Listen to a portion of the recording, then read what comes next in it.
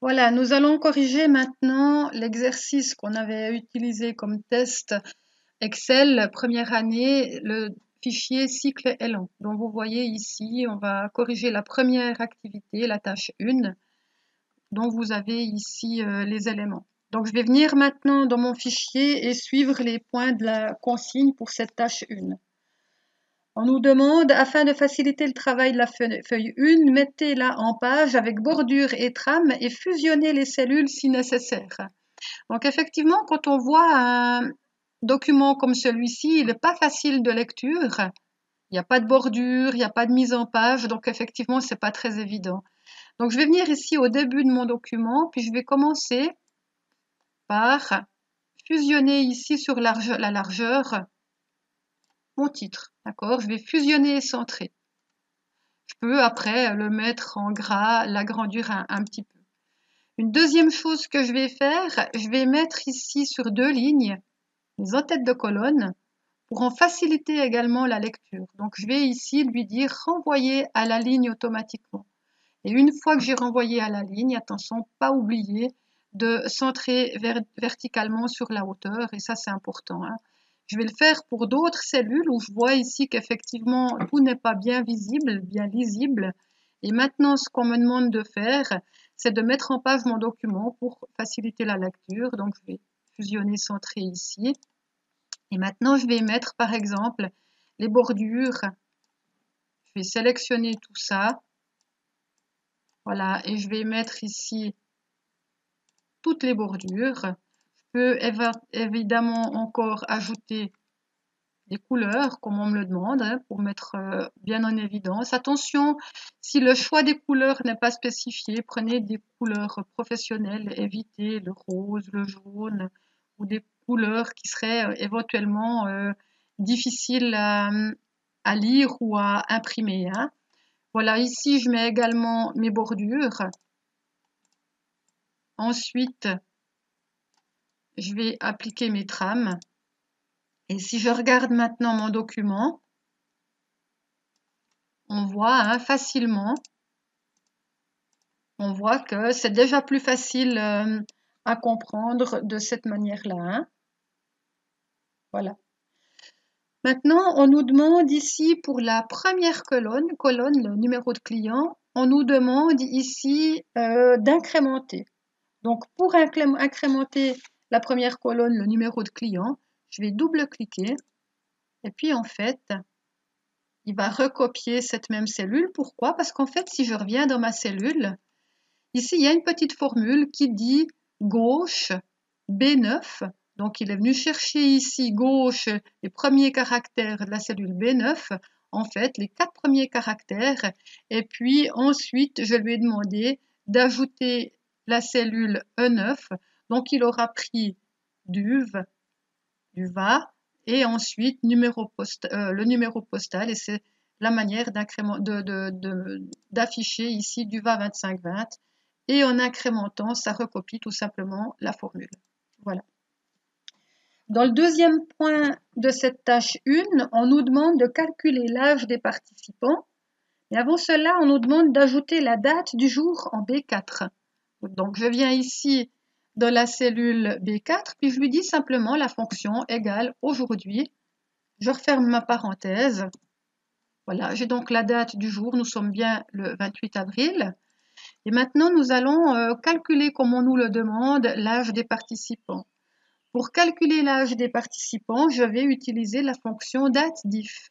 Cette fonction se formule de la manière suivante, égale D-A-T-E-D-I-F. Je vais ouvrir ma parenthèse. Je vais choisir ici la date, l'année de naissance, hein, point virgule. Je vais ensuite choisir la date du jour, qui sera la même pour toute la colonne. Donc évidemment, je vais la bloquer en F4. Et je vais ensuite encore, point virgule, séparer l'élément. Et comme je veux des années, je vais mettre entre guillemets Y et refermer ma parenthèse. Et mon premier participant ici a bien 26 ans. Je vais ajouter maintenant en derrière. Donc je vais venir personnaliser mon nombre. Donc je viens ici sélectionner des autres formats numériques. Je viens personnaliser. je viens derrière standard et je mettrai entre guillemets en. Et on voit hein, ici en dessus, on voit qu'effectivement, il écrira correctement en. Et maintenant, j'ai plus qu'à double-cliquer pour incrémenter et le tour est joué. Voilà. Maintenant, ici, on me demande de calculer le montant de location en tenant compte du type de VTT et du nombre de jours. C'est-à-dire qu'on aimerait ici qu'on me mette le prix du VTT, donc le VTT c'est 12 francs 50 fois le nombre de jours, donc je vais utiliser ce qu'on appelle la fonction si. Je vais ouvrir ma petite boîte des fonctions et je vais venir ici choisir ma fonction si qui se retrouve dans les dernières utilisées. Si elle n'y était pas, je viendrai mettre tous, hein, je viendrai la retrouver dans l'ordre alphabétique. Et là, je viens lui dire, dans mon test logique, c'est en fonction du type de VTT. Donc, si dans cette cellule, c'est égal à VTT, je vais le bloquer parce que je le prends ici à l'extérieur du tableau. Qu'est-ce qu'on va mettre dans ce cas-là? On va mettre le prix par jour, d'accord, de location, que je vais bloquer en F4, fois évidemment le nombre de jours de location. Si ce n'est pas le cas, c'est que ce sera l'autre automatiquement. Donc, je viendrai mettre, si c'est faux, le prix du second, toujours en F4, fois évidemment le nombre de jours de location et je valide. J'ai plus qu'à maintenant incrémenter. Dans la colonne suivante, assurance VTT électrique, on nous dit de calculer un montant unique de 50 francs uniquement pour les VTT électriques. Donc là, encore une fois, on va utiliser la fonction si. Je vais vous montrer maintenant comment est-ce qu'on peut faire en l'écrivant sans appeler la boîte de dialogue, hein, la même chose, égale si. La cellule où se trouve le test logique, c'est en fonction du type de VTT, hein, bien entendu. Si c'est un vélo électrique, d'accord, donc je viens sélectionner ici VTT électrique, je le bloque évidemment parce que je prends à l'extérieur du tableau. Si c'est un VTT électrique, point virgule, qu'est-ce que je viens faire? Je viendrai mettre le montant ici à l'extérieur du tableau, hein, les 50 francs, que je vais bloquer en F4. Sinon, point virgule, 0, et je referme ma parenthèse. Et on verra maintenant effectivement qu'on aura uniquement en face des endroits où on a le VTT les 50 francs de location. Maintenant, pour le montant total, eh bien, il s'agit ici tout simplement d'une addition de ces deux colonnes. Hein, c'est évidemment pas un rabais. Voilà. Et on a le montant total ici. Maintenant, on va nous demander de calculer le rabais pour les moins de 25 ans. On va calculer un rabais octroyé de 7% pour les moins de 25 ans. Donc, le test logique qui sera sur l'âge, bien entendu.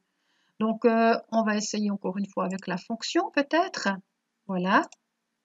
Et là, le test logique, ce sera en fonction de ce qui se trouve dans cette cellule. Hein. Donc, je viens sélectionner mon test logique si la personne a moins de 25 ans. Attention, pas inférieur ou égal, hein, comme certains l'ont mis dans l'exercice, parce qu'évidemment, ça compte faux. Hein. On parle des personnes de moins de 25 ans.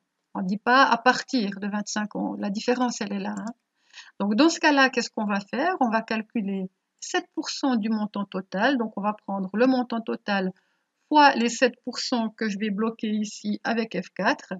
Et s'il n'a pas moins de 25 ans, il aura 0 francs de rabais. Donc, je vais ici mettre 0. Je vais incrémenter. Et maintenant, je pourrai ensuite, dans ma dernière colonne, ici, calculer le montant total à facturer. Le montant total à facturer, je vais simplement faire le montant total moins évidemment le rabais. On me demande d'arrondir ce montant à 5 centimes. On voit hein, ici, on a 2,625, on aimerait arrondir vraiment à 5 centimes. Donc, je reprends ici l'endroit où j'ai mon calcul, je viens derrière le égal, puis on va utiliser la fonction arrondi au multiple. D'accord? Elle s'est déroulée là, maintenant, tabulation. Je viens à la fin de mon calcul, point virgule, et si je veux arrondir à 0,5 centimes, eh bien, je viens lui dire ici 0,5. Je ferme ma parenthèse et le tour est joué. Voilà. Déjà à cet endroit-là, hein, maintenant, je pourrais carrément, pour encore faciliter la lecture, même si on me le demande dans une tâche suivante, je peux ici déjà mettre mes nombres ici en comptabilité peut-être, hein, comptabilité CHF, voilà. Je le fais directement aux endroits utiles et là maintenant on voit que mon tableau il est déjà correct. Dans la toute dernière, dans l'avant-dernière, dans l'avant-dernier point, excusez-moi, on me demande d'additionner ici les colonnes. Donc avec l'aide de la fonction somme, voilà. Et maintenant, la toute dernière tâche qu'on me demande dans cette tâche 1, ce sera de renommer ici la feuille double-clic location. D'accord? Voilà. Et maintenant, j'en ai terminé avec cette tâche